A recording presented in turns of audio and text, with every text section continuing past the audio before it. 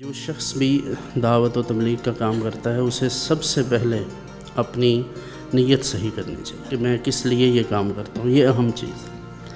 اگر یہ پیش نظر نہیں ہوگا تو کسی چیز کا کوئی فائدہ نہیں ہوگا، کیونکہ نیت کے بغیر کسی عمل کا کوئی فائدہ ہے ہی نہیں۔ اور پھر اس معاملہ میں اگر یہ ہوگا کہ میں نے فلاں کو نیچا دکھانا ہے یا اپنے دلائل سے لوگوں کو بتلانا ہے کہ میں کتنا پڑھا لکھا ہوں، میں نے کیا کیا پڑھ لیا ہے، یہ مقاصد نہیں ہیں تبلیغ کے۔ قرآن حکیم نے تو انبیاء کرام کی جو بعثت ہے بلکہ خود نبی کریم صلی اللہ علیہ وسلم کی بعثت کے متعلق بھی ارشاد فرمایا کہ ان کی بعثت کا بھی مقصد یہ ہے کہ یہ کتاب و حکمت کی تعلیم ارشاد فرماتا ہے۔ اور حکمت ایسی چیز ہے کہ اللہ نے اپنے نبیوں کو سکھلائی ہے، تو اگر وہ حکمت جو اللہ کے نبیوں نے سیکھ کر لوگوں کو دعوت و تبلیغ کا کام اس طرح سے کیا ہے، تو اس دور کے علماء، فضلاء اور دیگر جو وارثان منبر و محراب ہیں، اگر ان سے حکمت اور موعظہ حسنہ اور یہ چیزیں ان سے ہی نہیں ہو پائیں گی تو دیگر لوگ یہ کام کیسے کریں گے؟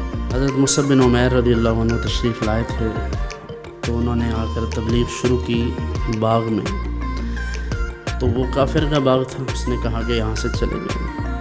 اب یہ بھی داعی کے لیے ایک مسئلہ ہوتا ہے، جس کمیونٹی میں وہ تبلیغ کر رہا ہے، جس طرح کے لوگ ہیں، ان کو دیکھنا ہوگا کہ وہ کیا سوچتے ہیں، وہ کیسے ہیں، اور انہیں کس طرح سے انہیں چیز سمجھانا ہے۔ تو حضرت مصعب بن عمیر رضی اللہ عنہ سے آ کر اس نے کہا کہ آپ یہاں سے نکل جائیے۔ آپ نے فرمایا جو میں کہہ رہا ہوں اگر وہ سن لو، اچھا لگے تو ٹھیک ہے، نہیں اچھا لگے گا تو میں چلا جاؤں۔ تو قرآن سن کر کس کو اچھا نہیں لگے گا؟ اور پھر پڑھنے والے وہ ہوں جنہوں نے خود ذات پاک رسالت میں آپ صلی اللہ علیہ وسلم سے سنا ہو۔ انہوں نے چند کلمات طیبات ان کے سامنے تلاوت کی، تو اس کے بعد اس شخص کے دل پر ایسا اثر ہوا کہ پورے خاندان سمیت مشرف با اسلام ہو۔ نبی کریم صلی اللہ علیہ وآلہ وسلم کا طرز عمل دیکھیے، حضور کے پاس تمام طبقات کے لوگ آتے ہیں۔ رحمت دو عالم صلی اللہ علیہ وسلم نے کبھی کسی کے بارے میں کوئی سخت بات نہیں کی، اور اگر کسی موقع پر کی بھی ہے تو اس طرح کی نہیں ہے کہ جسے دعوت و تبلیغ کا حصہ بنا دیا گیا ہو یا حضور نے اس کی ترغیب دی ہو۔ تو داعی کے دل میں لوگوں کی ہمدردی ہونی چاہیے کہ میں لوگوں کو جو بات بتا رہا ہوں وہ یہ بات سمجھ لیں اور اللہ کے دین کے قریب آ جائیں، نہ یہ کہ ہمارا رویہ دیکھ کے، ہماری گفتگو سن کے، جو ہمارے سخت الفاظ ہیں انہیں سن کر اگلا بندہ سوچے کہ بس یار دوبارہ اتنا نہیں آنا۔ پھر اسی طرح وقت کا تعین بہت ضروری ہے۔ جو جمعہ پڑھاتے ہیں، تقریروں والی کتاب سے تقریر ہرگز نہ کریں۔ قرآن کریم سب سے بنیادی سورس ہے جسے تمام خطباء کو، علماء کو، مدرسین کو، واعظین کو، پیران طریقت کو اور عوامی طبقات کو یکساں طور پر پڑھنا چاہیے۔ ایک رکوع آپ روزانہ قرآن کریم پڑھیں، اس کے ساتھ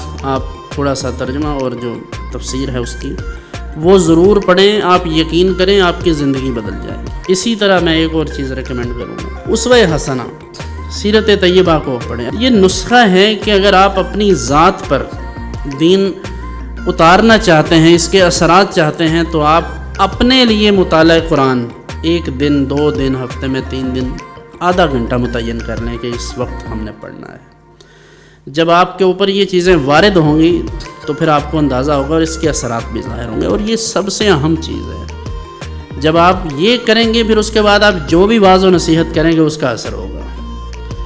اسی طرح اسوہ حسنہ کو پڑھتے وقت تمام وہ واقعات جو مکی زندگی کے ہیں وہ آپ کی طبیعت پر اثر انداز ہوں گے، تو آپ کو لوگوں کے تلخ رویے اچھے لگنے لگیں گے۔ جب کوئی آپ کی توہین کرے گا، بد کلامی کرے گا، تو اسوہ حسنہ سامنے ہوگا نا، تو دل کو تسلی ہوگی کہ اگر حضور سن سکتے ہیں باتیں تو ہم کون ہوتے ہیں کہ محسوس کریں۔